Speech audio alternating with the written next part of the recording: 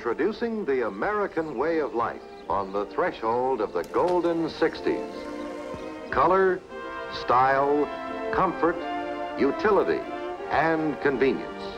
Recreation, fun. These are the ultimate desires of today, tomorrow, and the years ahead of us.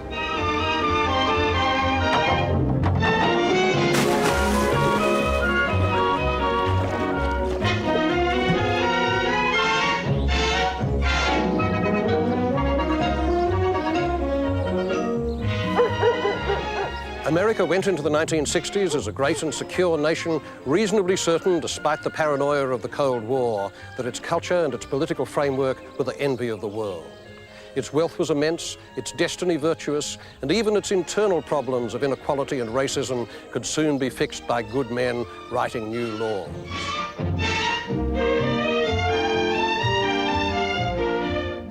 Nothing could resist American know-how and American can-do. This was, as the phrase went, the new frontier upon which a great society would grow.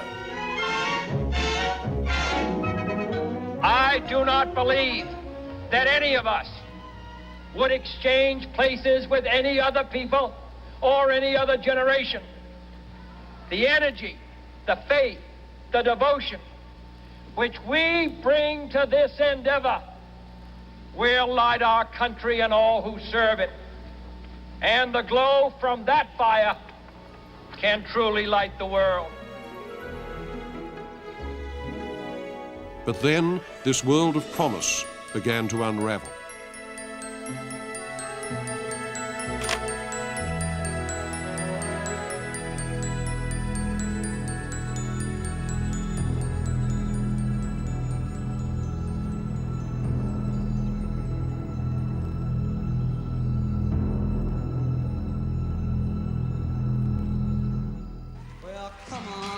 Big strong man, Uncle Sam, need your help again. Got himself in a terrible jam, way down yonder in Vietnam. Put down your books and pick up a gun. We're gonna have a whole lot of fun. And it's 1, 2, 3. What are we fighting for? Don't ask me, I don't give a damn. The next stop is Vietnam.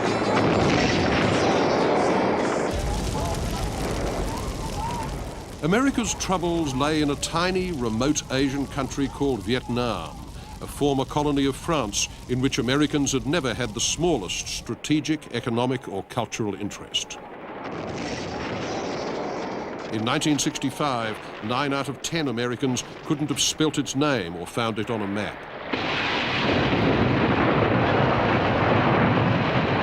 By 1968, Vietnam was a national obsession and had split the country apart in the most divisive and culturally ruinous conflict since the Civil War a century earlier.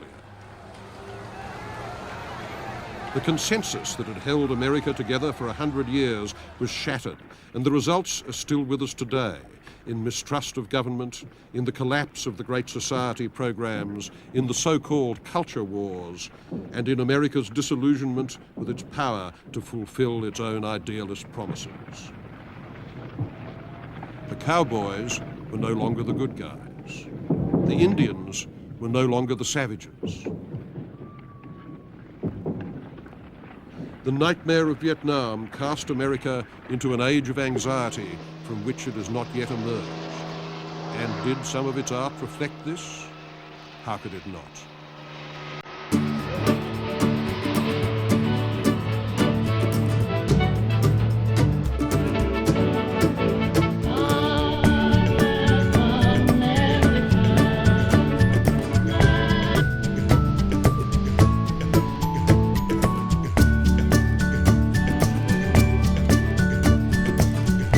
In 1968, Ed Kienholz finished his portable war memorial.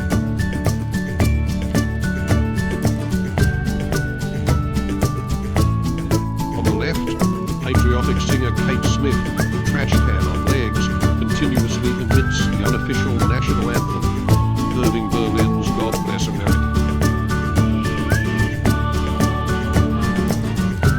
Next to her, a parody of the Iwo Jima monument in Arlington National Cemetery, the Second World War GIs hoisting the flag.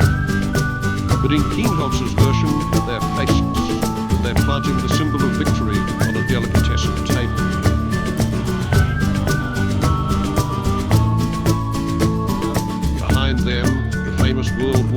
recruiting poster, Montgomery flags, Uncle Sam. But in the right half, a couple eat their hot dogs at a fast food counter beside a Coke machine. Their dogs are killer, but they don't even notice the GIs.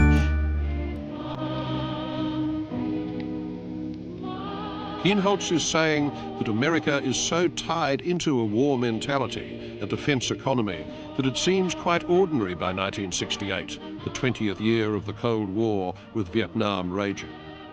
It's just business as usual, taken for granted.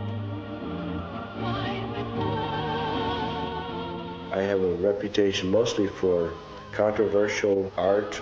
Critics, for instance, have a lot of trouble putting in context and naming. It's hard for the average writer to put me in a convenient box that defines me. People often tried to put Kienholz together with the American pop artists, but his work had an angry earnestness that threw out everything pop art saw as benign in mass culture. Did he exaggerate? Yes, but that's what large-hearted moralists do. They don't want their art to be fair. Some truths only speak from the well of exaggeration. Kienholz once worked in a California madhouse, and when you look through the barred door of his tableau, The State Hospital, you see a charnel house of the soul, where the locked-up patient on the lower bunk can only dream of the identical misery of the patient above.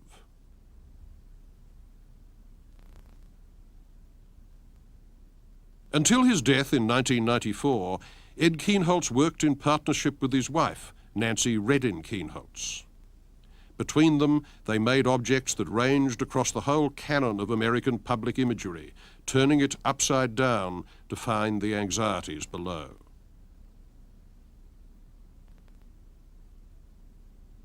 In Shine on Shine, their version of Chester Daniel French's monument to Abraham Lincoln, the great emancipator, the throne becomes a shoeshine chair, and his shoes are still, a century later, being buffed by a pair of black hands.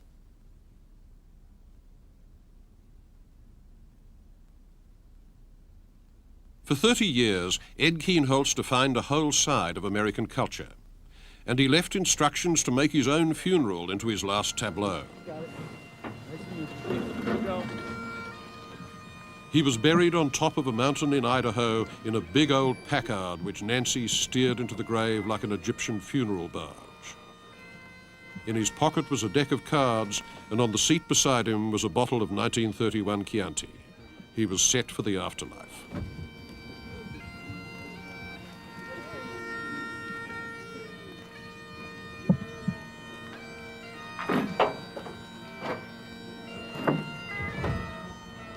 I got to America in 1970, and I stayed because I had a job.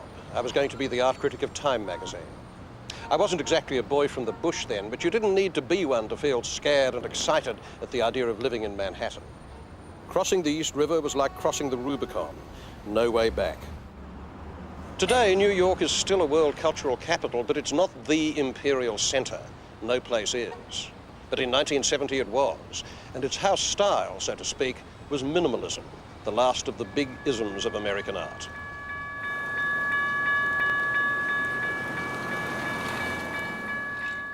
Marfa, Texas, 200 miles south of El Paso, population 2,500, main industry, cattle ranching.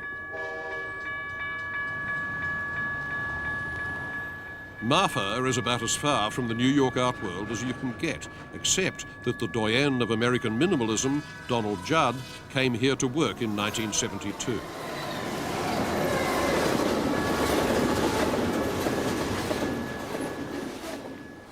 This is the place to see his output. The works are housed in some 40 restored buildings, like these artillery sheds left over from the Second World War, which contain 100 gleaming aluminium boxes, their silver surfaces reflecting one another, the big sky and the flat landscape outside. It's a temple of aesthetic fanaticism.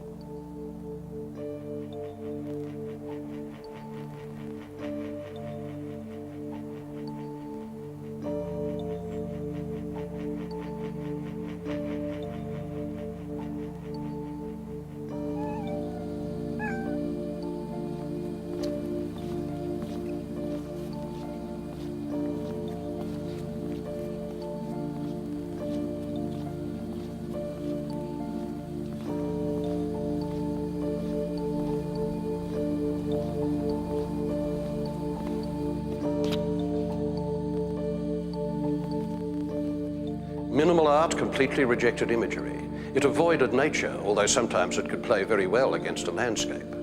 Its materials were inorganic: steel, concrete, plastic, polished metal. It was impersonal, machined and assembled, not hand-wrought. It denied the human body. It denied touch. It existed for the eye alone. And yet its denial of the sensuous was deeply American. You thought of the purity of Shaker furniture, of the spareness of Puritan meeting houses, boxes with God's word in them.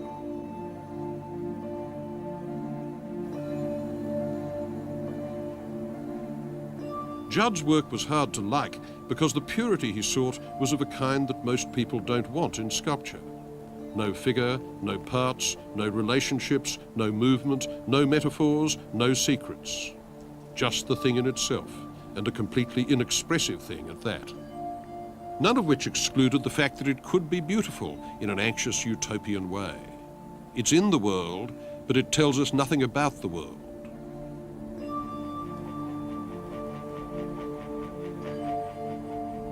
Everyone respected Judd's Puritanism, but they didn't want to be so exclusive about it.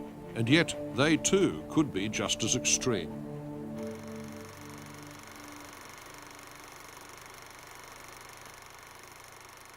One such artist was Richard Serra, who wanted to find a way past the purity of minimalism by invoking the human body and its anxieties in weight, mass, and hard work with heavy materials.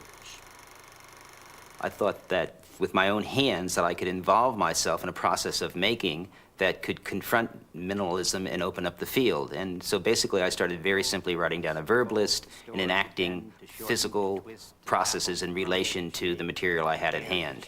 To split, to cut, to sever, to drop, to remove, to simplify, to differ, to disarrange, to open, to mix, to splash, to knot, to spill, to droop, to flow. High minimalism could be ordered from a factory by phone, not Serra's.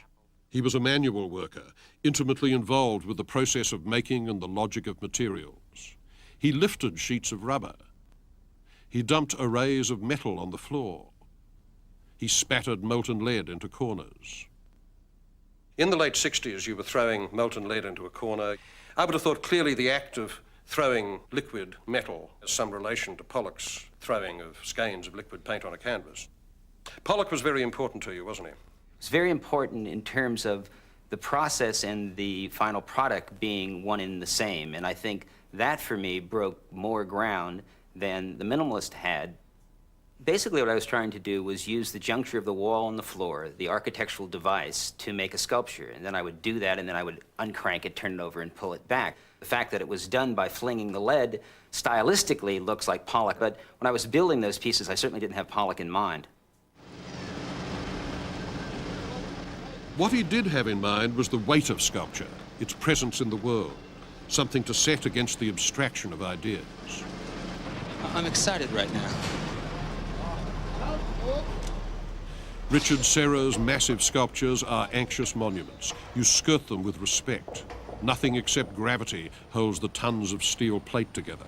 No welds, no bolts, no brackets. If it fell on you, it would squash you like a bug.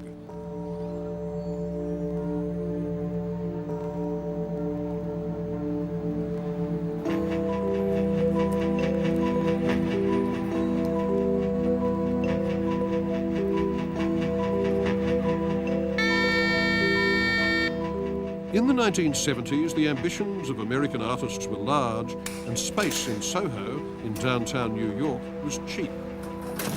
The two came together when the sculptor Walter de Maria got the Deer Centre for the Arts to buy a second-floor loft on Worcester Street. One of the hopes of minimalists and conceptual artists was to make works of art that would somehow transcend the art market, while demanding more and more space from museums and galleries. Here, de Maria did both. He turned the loft into a low-key pilgrimage centre by filling it with 125 tons of deep, rich, chocolate-coloured soil, covering 3,600 square feet of prime real estate in perpetuity to a depth of 22 inches. A gallery full of earth. In the 1970s, some artists wanted to inscribe their designs on the earth itself. A classic of land art was created by Robert Smithson on the edge of the Great Salt Lake in Utah in 1970.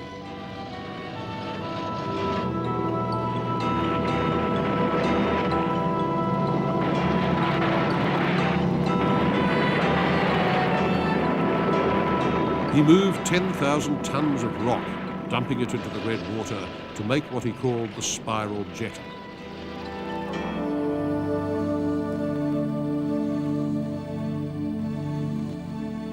He meant his jetty as a tribute to prehistoric works of earth art.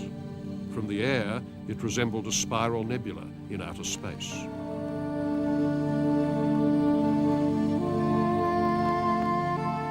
Smithson knew it would sink back into the lake.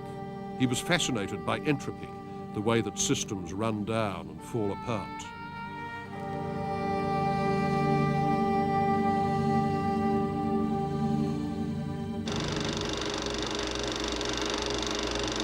If the land could be the surface of art, so could the body. In his film piece, Art Makeup, Bruce Nauman smeared himself with paint, but not for pleasure. Pleasure is Nauman's enemy.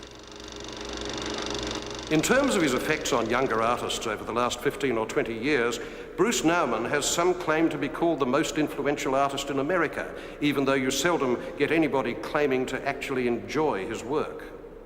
It explores whatever could turn you off: aggro, torpor, bad jokes, paranoia, and boredom, especially boredom. The artist as hero may have vanished from American life, but Nauman has carved himself out a different kind of niche: the artist as nuisance. This piece, Carousel, is grossly disagreeable. It gives you a glimpse of hell with molds of deer and wolves, the plastic molds used by taxidermists, going slowly round to the amplified scraping noise they make while dragging on the floor.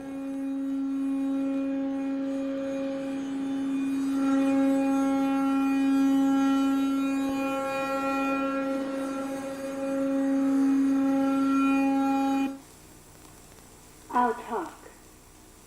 They'll listen. I'll talk. They'll You'll talk. listen.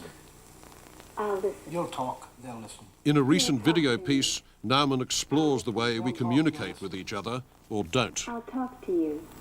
They'll listen to me. Go. Bernard, take two. You'll talk to me. You'll talk to them. They'll listen to you. Nauman is something of an old-fashioned moralist, and this comes out in a certain bossiness. His work sends messages about behaviour and how it's controlled by others. It can get quite sinister. Put your hands in your lap, your hat on your head. Sit on your hat, your hands on your head. The image of a mime obeys the orders of a calm, disembodied voice, the outer parent. The orders get more and more confusing, more and more humiliating. Shit in your hat.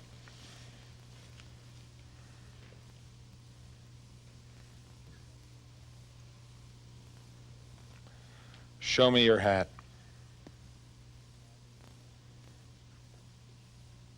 Put your hat on your head. Do you feel the anxiety in your work mirrors a more general kind of anxiety in America itself? Probably. I know that Ed Kienholz once said to me, don't you think it's just a great time to be an artist because you can just do anything and people will accept it? And I think that kind of open possibility, it's confusing because you don't know exactly what you're supposed to do then. And I think the whole culture's become a little open like that. And so people are very anxious because they don't know what the rules are anymore. But as body art, video, conceptual art and process took over the 70s, what had become of abstract painting, once the glory of the New York school? Great claims had been made for colour field painting as the inevitable successor to abstract expressionism, the sole bearer of high seriousness.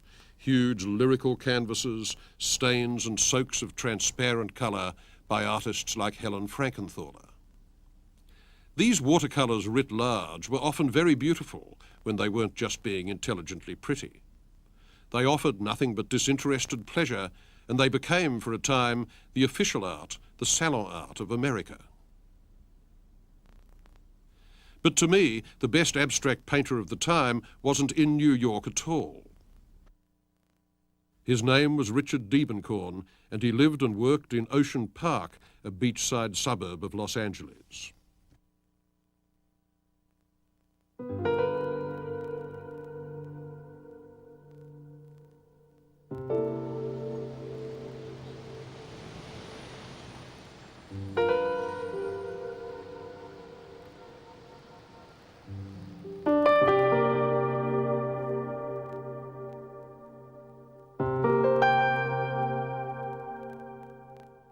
Preserving the high light and the diagonal cuts and the tonal balance, Diebenkorn's work moved towards the grandly ordered images of coast, sea and sky in his Ocean Park paintings, abstractions which don't reject the world but contain it in a concentrated form.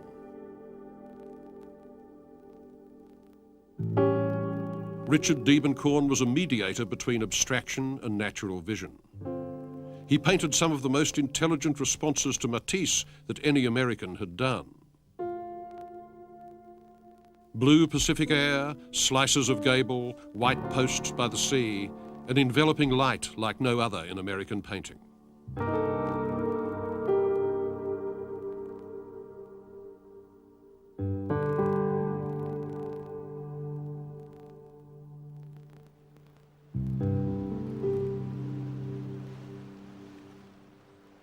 But different artists see different Americas. It was supposed to be a nonviolent demonstration today.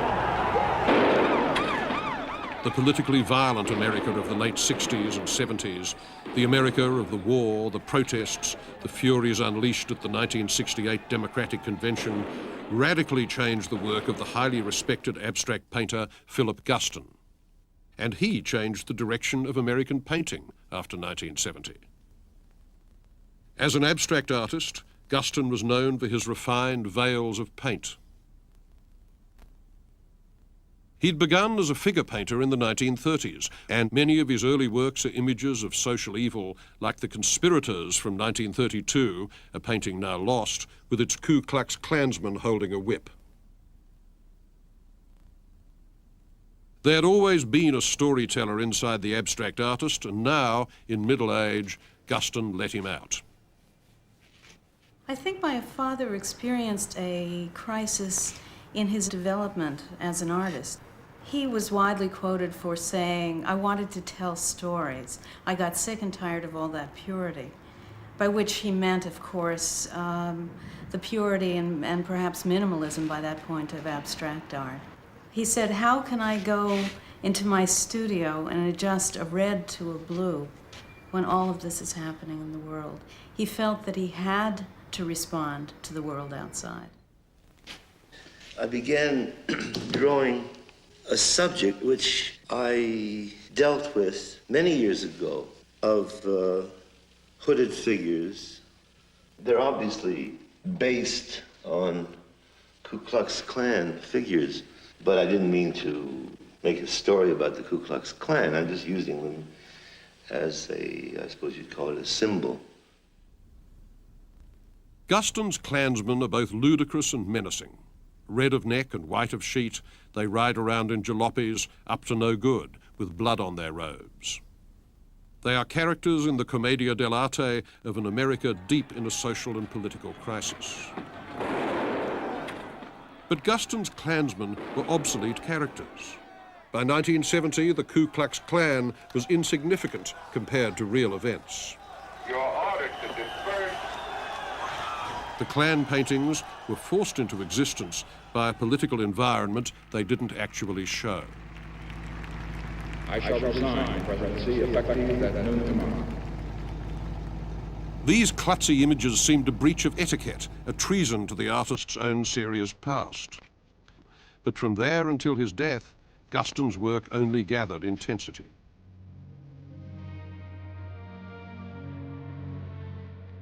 Younger postmodernists pillaged his work for its grunge and irony, but Guston wasn't in any sense a postmodernist. He was a tragic painter with a deeply felt relation to history. This painting, The Street, is based on Paolo Uccello with boots instead of horses' hooves and trash can lids for shields.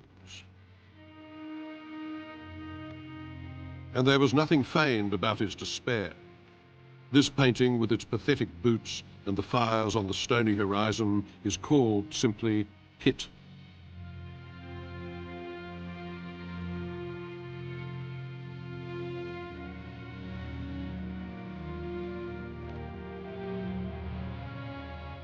Out of the slang of comic strips, Philip Guston brought an immense sadness about human fate.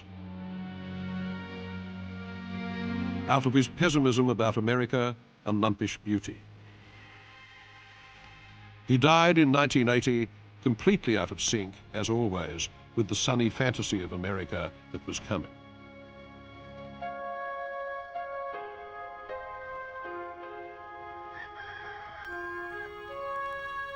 I've always believed that this land was placed here between the two great oceans by some divine plan. That it was placed here to be found by a special kind of people. People who had a special love for freedom and who had the courage to come to what in the beginning was the most undeveloped wilderness possible. Ronald Reagan's immense appeal to Americans lay in offering them the rebirth of an America that had been lost in the conflicts and humiliations of the 60s and 70s. Victorious, leading the world, buoyant with the virtues of the mythic West. For 200 years, we've lived in the future, believing that tomorrow would be better than today and today would be better than yesterday. I still believe that. We can meet our destiny, and that destiny to build a land here that will be for all mankind a shining city on a hill. This is not the Oval Office of the White House in Washington. It is in the Simi Valley, north of Los Angeles, in the Ronald Reagan Presidential Library, a movie set replica of the real stage on which the former actor worked in real life. Ronald Reagan, like most American presidents, including John Kennedy, had no particular interest in the visual arts, beyond film, of course. Yet his presidency had large indirect effects upon the American art world, more perhaps than anyone's since Franklin Roosevelt's. Why? Because in the course of quadrupling America's national deficit to about $1 trillion and filling the country with oceans of borrowed money, his economic policies created the art boom of the 1980s.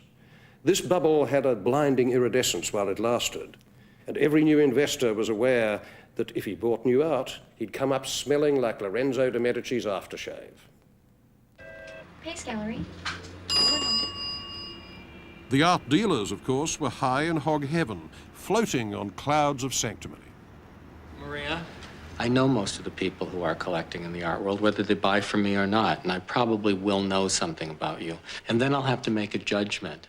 Will I take a chance on affiliating you to the gallery by letting you have one of these paintings? Now, that sounds terribly arrogant, but it's true. Anybody who gets one of these paintings is receiving a prize. A booby prize sometimes, like a Julian Schnabel. His congested paintings with their broken plates and earnest, incompetent drawing made him a great favourite among those who yearned for the hot and the heavy. Schnabel was a monument of self-esteem who once compared himself to Giotto and Van Gogh. The patron saint of this inflation was Andy Warhol. It was Andy who demystified the art world by calling it by its real name, a business, a promotional system swept by tides of fashion and snobbery. After his death in 1987, there was a giant auction of his things. Andy must have been smiling down from heaven when his flea market cookie jars came on the block and the relic hunters went crazy. At 18, $19,000, $20,000 on the right. At 20,000, 21,000. At 21,000, fair warning. $21,000. If cheap cookie jars could become treasures in the 1980s, then how much more the work of the very egregious Jeff Koons, a former bond trader whose ambitions took him right through kitsch and out the other side into a vulgarity so syrupy, gross and numbing that collectors felt challenged by it.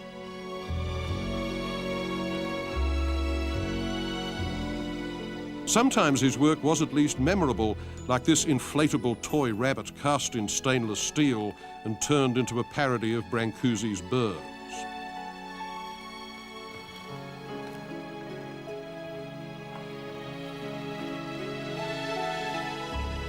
He didn't make his own stuff, of course.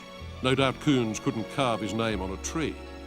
He had European souvenir factories do that, creating delicious porcelain treasures to his design, like Michael Jackson with Bubbles and Leonardo's St. John.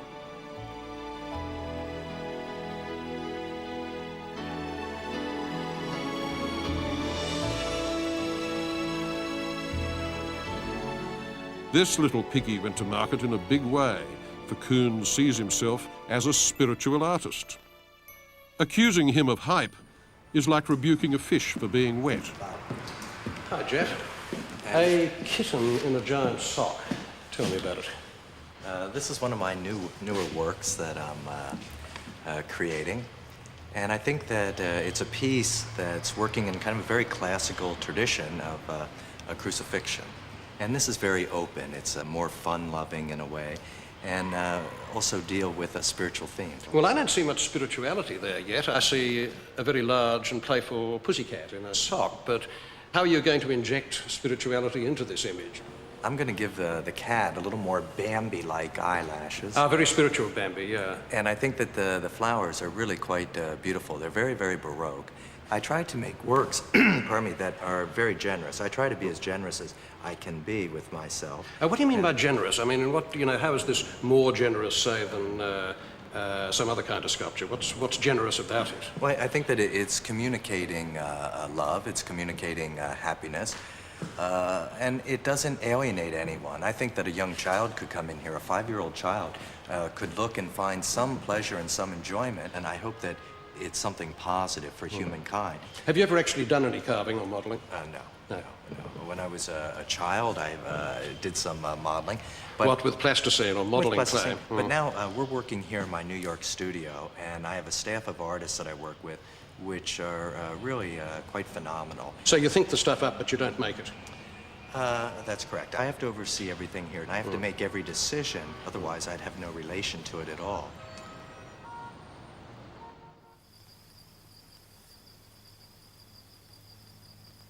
The 1980s may have been a low, dishonest time for much American art, but there were still serious artists around. And some of them continued to draw inspiration from the natural rather than the media environment. Susan Rothenberg lives on a horse ranch outside Santa Fe in New Mexico. Dotted around are the remains of ancient Indian pueblos.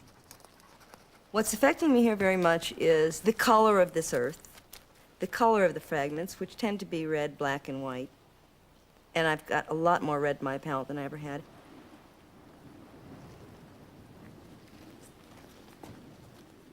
And what's new here, and I don't know where I learned to believe this, but that yellow is the color of death. And a lot of yellow is coming into my work. Rothenberg came of age as an artist in the early 70s when minimalism still reigned. But she wanted a recognizable image and found it, rather unexpectedly, in horses.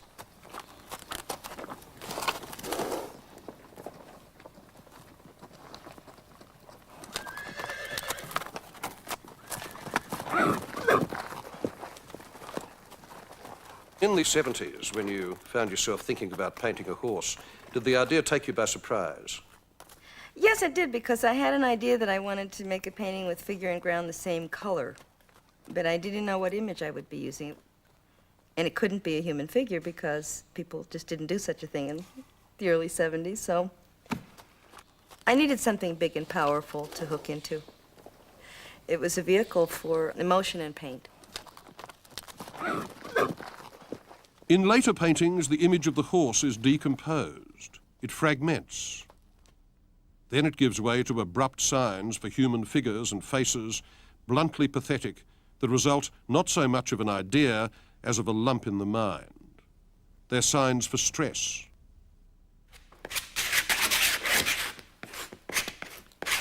Rothenberg tries to strip feeling, anxiety most of all, down to basic signs, and yet her images have a dignity that comes from distance and restraint. They're not just emotional splurge. I was thinking about how Americans are known to want something new, and whether it's really true that we do, and whether my work is American. And I think in that I don't want to ever continue painting the way I did yesterday is American. I'm a thrill seeker, like Americans. But I tell you that in a period like now when painting isn't particularly active or exciting, it enervates me. It makes me feel bad, too. I'm enough a part of my culture to want painting to be hot, to feel competitive in it, active in it, and to know that there's an appetite for it.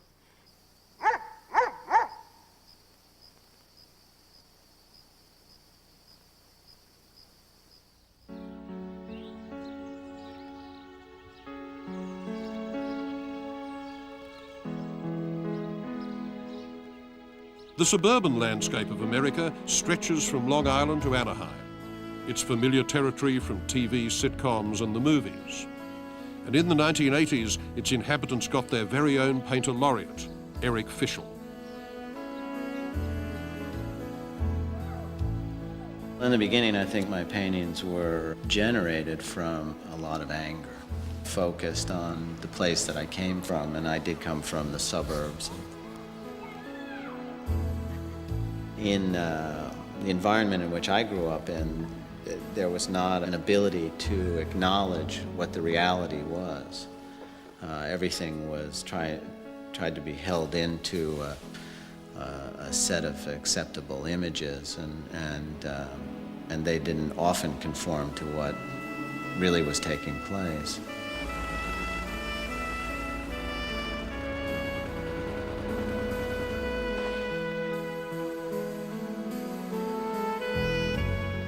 Poorly trained at art school, Fischl is a clumsy, uneven draftsman of the figure, but he finds images that seem to trail a whole narrative behind them.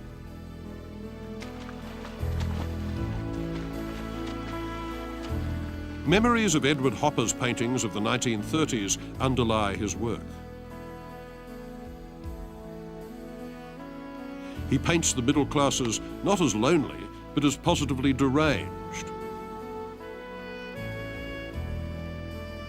His suburbs smell of hot vinyl, sperm, and barbecue fluid.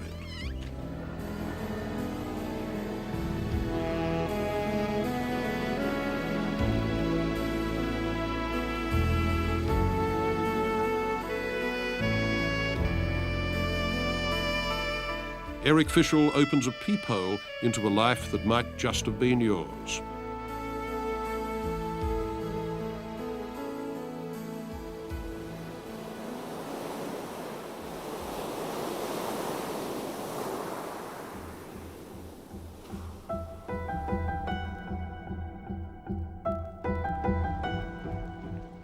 The big source of America's cultural anxiety today is identity. You can't live here without getting a gutful of identity. If not your own, then other people's. America is in the business of inventing identities based on narrow conceptions of gender, race, and the rest.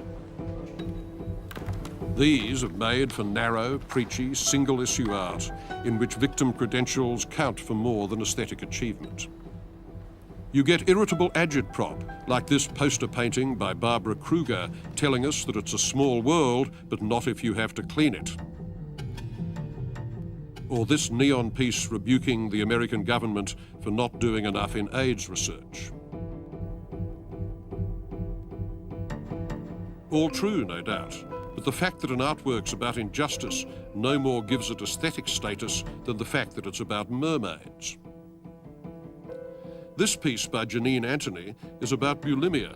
She took a big lump of chocolate and gnawed at it like a beaver going at a tree. But so what? But the mother of American identity art is a French-born sculptor who came to the United States 50 years ago, Louise Bourgeois. This is very empty here. And the emptiness here and the cleanliness is indispensable. It is the very opposite. It is the very opposite of the cluttered labyrinth that we have inside. Bourgeois' sculpture is meant to make you uncomfortable. The works summon up experiences that come from deep within the body, the female body, exposure, protection, weak aggression, the body as totem, as cave, as lair. The source of Bourgeois' pain doesn't show, but it propels the images. Do you find that the act of making sculpture is a way of mastering the fears which... Yes, absolutely. The act of making a sculpture is to put order in discord, right? At any kind of level. Otherwise, the anxiety comes in. The chaos, the fear of chaos, that's it. The anxiety has everything to do with the body, doesn't it? With the possibility that the body will be dismembered, that it will be left alone. Absolutely, destroyed. Yes. You see, the human condition for me is the relation of man to woman. And I was brought up in a family where the violence was present. And one of the things that my mother did, when the anxiety of my father crept up, she knew that before every meal, so she put a little pile of saucers next to his plate. When anxiety came, you see, and that noise, for him it cleared the air. It cleared the air. He felt better, right? How did you feel? I felt relieved because I stopped being afraid of what was going to happen. It had happened, right? Right.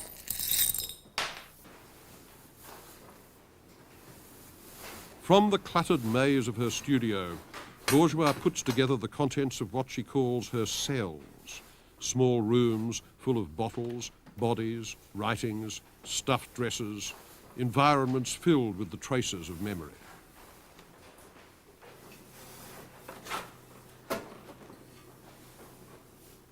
Living in America has clearly given your work opportunities that it might not have had in Europe. I grant you that. That's true. That's true. That's true. What were those opportunities, and do they make you feel like an American rather than a European artist? That in this country, anything goes. It is a great freedom. You can be as crazy as you want, and this is freedom. And in Europe, you are absolutely the prisoner of an establishment. So I'm very grateful for that. Nobody is going to tell me what to do in the first place, and nobody is going to tell me that it is good, bad, or indifferent. And indeed the artist, especially the well-known artist, is free in America. He or she gets total latitude, often at great expense. This pavilion in a Los Angeles garden is a piece by James Terrell. It contains nothing but air, and from it you watch the sky. The work is called Second Meeting. As the sun sets, the contrast between the artificial light inside and the natural light outside makes that perfectly cut square become almost palpable.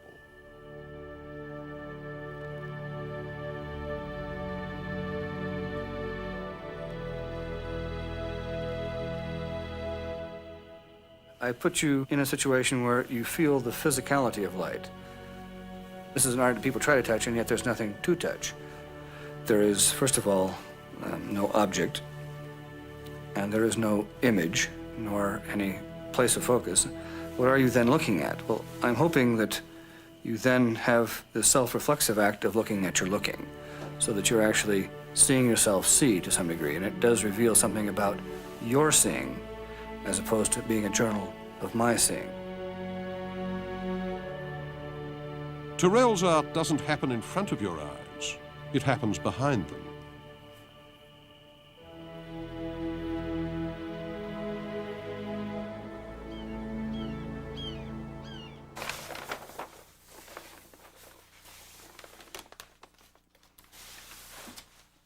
Since the late 70s, Terrell's big project has been to turn a whole crater on the edge of the Painted Desert in Arizona into a work of art.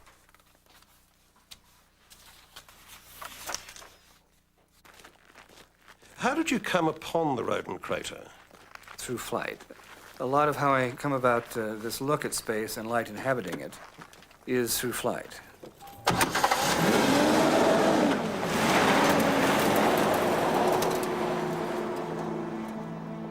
I flew the western states to look at a site where I could make a series of spaces that literally did engage the visual world above as you engage it in flight. Generally, I would fly for about 3 or 4 days and sleep under the plane at night. Basically, that was the life I had for about 7 months. I literally was looking for this bowl-shaped space held up in the air. But then at the end of the 7 months, you came on the Roden crater, and that was it? That was it. I liked the color of it. I liked its position. Of course, I wanted to find one that was privately owned and for sale. I mean, in the end, I had to buy a ranch to get a volcano.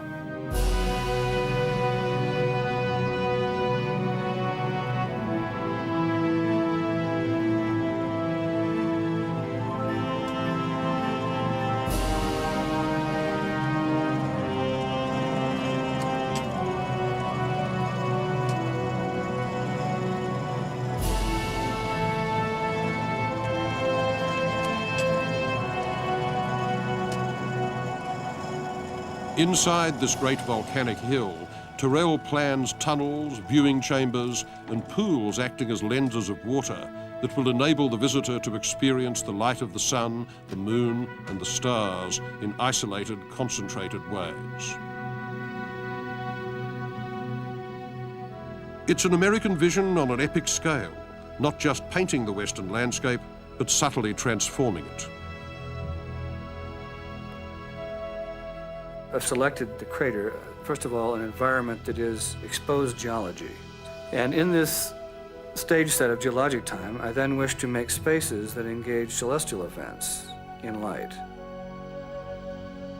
so as to play the music of the spheres in light, simply. Very simple, yes. Well, I must say, in looking at the plans, it doesn't seem so simple, and perhaps it isn't in that respect, but when you greet my work with your perception, it is quite a simple act.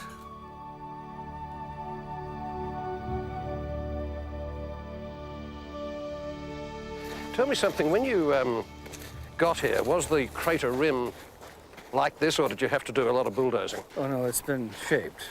So it still looks like a volcano, but it's now trued up a bit, as I'd say. What, you had caterpillars up there slicing off the top, huh? Yes. Basically, the whole shaping was done so as to shape the sky. It took about 220,000 cubic yards of moving before that began to happen. Okay, well, one of the things I'd like to have you do is to lie down and see the horizon from that position. Where do we do it? Right here is a good place, okay. Right here. I'll shade you. All right. Just right back, huh? Yes. Wow. Framed in the arc of the rim, you see the sky as a huge blue dome, all-embracing, transparent, but somehow solid, an eyeball.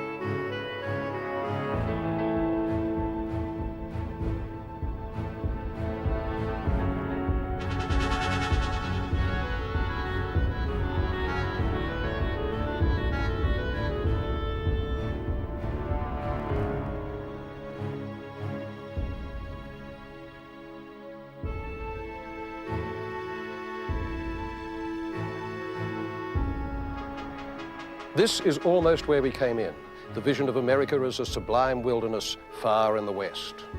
But the God-given blank slate that Europeans thought they had has been written over again and again for the last 400 years. So much so that we've now got postmodernists saying that nature is just another cultural construct, and that art doesn't need it. Well, you can tell that one to the coyotes. None of us is outside of nature. We are all a part of nature. A bad, ungrateful part sometimes, but part of it all the same. And an art that doesn't take that into account isn't going to satisfy us or delight us for very long. The world is so various, so interconnected, that it still remains the best ground of invention. That inventiveness, that sense of possibility, is flagging badly in America now, as it is in the rest of the world. American art seems to be losing the two qualities that once made it special, its plain empirical speech and its spiritual hopes. All cultures decay, and the culture of American modernism, once so vital, so open, and so confident, may be no exception to that as we move towards the year 2000. I think of the words of W.B. Yeats: "The best lack all conviction, while the worst are full of passionate intensity." But then again, in the equally durable words of Scarlett O'Hara, tomorrow is another day.